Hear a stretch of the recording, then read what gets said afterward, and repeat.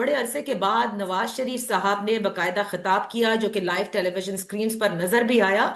और उन्होंने बड़ी बातें की, लेकिन जो सबसे अहम बात थी वो ये थी कि दूसरों को चोर कहने वाले, यानी उन्होंने इमरान खान का जिक्र किया, वो उनकी खुद चोरी साबित हुई। और उन्होंने कहा कि न सिर्फ वो मुजरिम हैं बल्कि वो भी जो उनको लाए थे, और साथ में उनका ये भी कहना था कि उनका भी हिसाब होना चाहिए।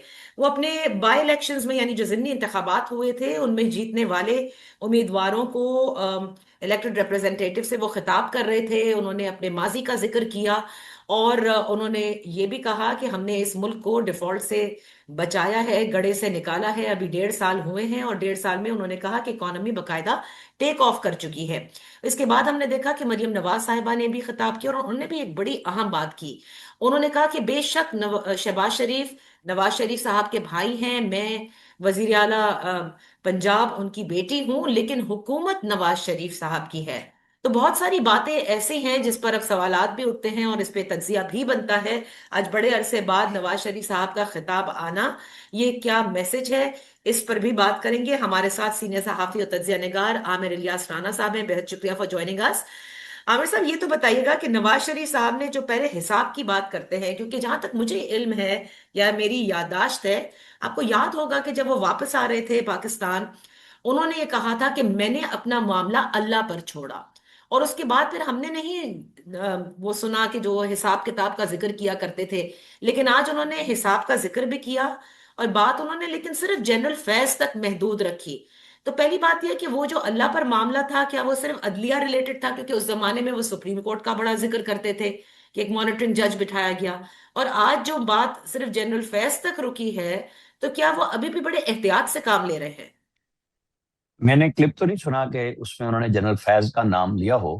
मैंने जो सुना कि जो लाने वाले थे उनका भी साहब शायद उन्होंने लिया हो, वो आप बेहतर समझती हैं क्योंकि मैं जी, मैंने दफ्तर पूरी में नहीं प्रेस था। कॉन्फ्रेंस देखी थी तो उन्होंने जी, जिक्र उसमें किया। जिक्र किया, लेकिन लाने वालों में तो जनरल बाजवा भी शामिल हैं और जनरल फैज भी शामिल है। हम्म। और आपको याद होगा कल DGISPR से जब क्वेश्चन हुआ कि जी ये जो तालिबान दहशतगर्द आए, तो हम्म। उसमें नेक्सस बनाया गया था कि इमरान खान, जनरल बाजवा और जनरल फैज का।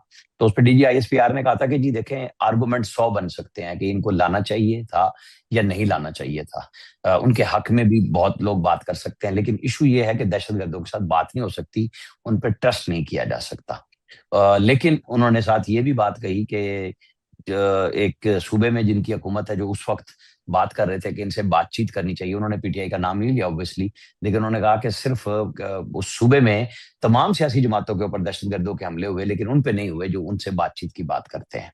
तो ये बातें जाहिर है एक वक्त के साथ साथ आती रहेंगी, चलती रहेंगी। आपने अदलिया का कह दिया, अदलिया में तो तकरीबन सब लोग अपने अपने हिसाब किताब दे ही रहे हैं ना मुसलसल। अब हम तो वो थे जो उस दौर में भी बात कर रहे थे, अब भी बात करते हैं। उस वक्त भी हम जज का नाम बबांगे दौल एजाजुल हसन का, मैं पनामा में जो उनका करेक्टर था, वो जी। बतौर जज बैठे हुए थे, तब भी हम बात किया करते थे।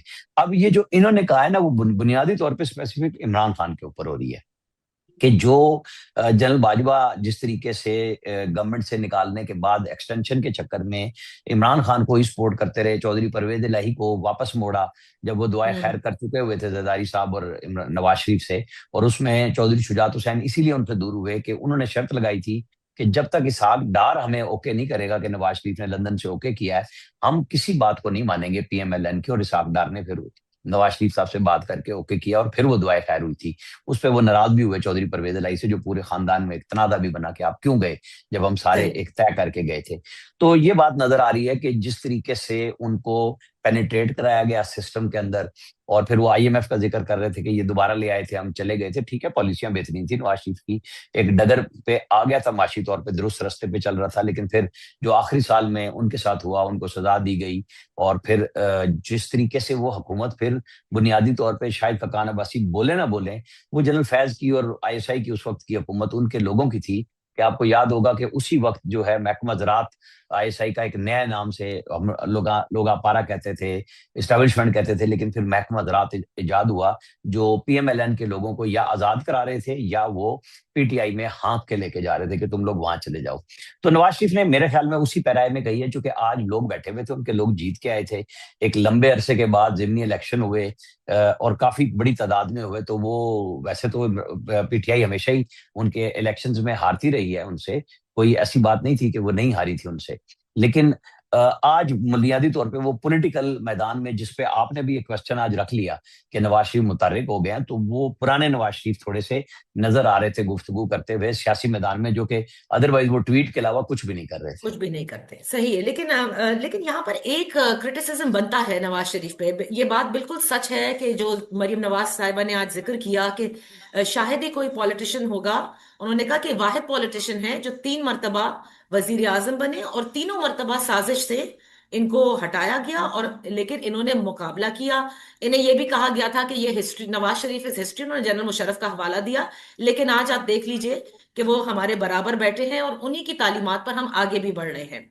लेकिन सवाल ये पैदा होता है कि नवाज शरीफ ने बिल्कुल उस वक्त साजिश फेस की, मुकाबला किया, उसके बाद उन्होंने एक नारा लगाया, वोट को इज्जत दो का।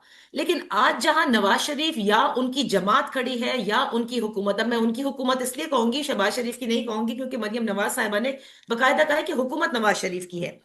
तो वो तो उन्हीं लोगों से दोस्ती किए बैठे हैं जिन्होंने हमेशा सियासतदानों को सजाएं भी दी हैं, उनकी हुकूमतों को भी उठा के पटक खाया है। आज वो बिल्कुल उनके साथ उसी तरह सेम पेज पर हैं, और बल्कि इस निजाम को मजीद मजबूत उनके कहने पर करते जा रहे हैं, और उनके लिए ज्यादा और सियासतदानों के लिए कम कर रहे हैं। दिल, आपका सवाल बिल्कुल दुरुस्त है, इसको गलत करार दिया ही नहीं जा सकता कि बिल्कुल उसके बरक्स काम हुआ, और जाहिर है कि वो एक बातचीत समझौता करके वापस आए, और वो जिस तरह उनको भेजा गया था, एक चूंकि मैंने तो उस वक्त ये कहा था जिस दिन नवाज शरीफ का ये हुआ ना कि उनको हॉस्पिटल ले जाया गया है, तो मैंने कहा था कि मुझे भी एक कॉल आई है और उस मेरे एक दोस्त ने मुझे कहा है कि तुम देखना कि नवाज शरीफ के लिए उड़न खटोला आएगा और वो चला जाएगा। ये बाद में मेडिकल और सारा सब कुछ हुआ, तो मैं तो उस खबर का क्रेडिट लेता हूँ कि ये तयशुदा काम था। और मैं आपको बता दूं, मैंने ये बात कई दफा रिकॉर्ड पे कही है, जनरल फैज के घर में एक डेथ हुई थी, और वो लतिफाल जो उनका इलाका है, वहां बहुत एलीट आई हुई थी दुआ के लिए, तो कुछ लोगों को वो एक बंद छोटे कमरे में खाने पे ले गए थे। तो वहां मुशाहिद हुसैन सैयद ने कहा कि जनरल साहब आपने बड़ा अच्छा किया, नवाज शरीफ को बाहर भिजवा दिया। उन्होंने कहा वो तो उनको भिजवाना हमारी मजबूरी थी।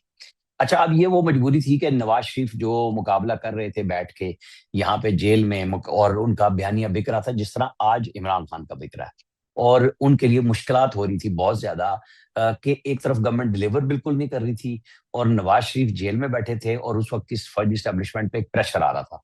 तो फिर एक रास्ता निकाला गया जिसे नवाज शरीफ ने, बहरहाल, और उसके अंदर शहबाज शरीफ पूरी तरह साथ थे, उनको एक रास्ता निकाला और वो पाकिस्तान से बाहर चले गए। अब मैं जब आज बार बार बात करता हूँ, कम से कम मैं अपनी माफिया जमीर बयान करूंगा कि इमरान खान को सियासत इस मुल्क में करनी है ना, तो सियासत को सियासी तरीके से करें।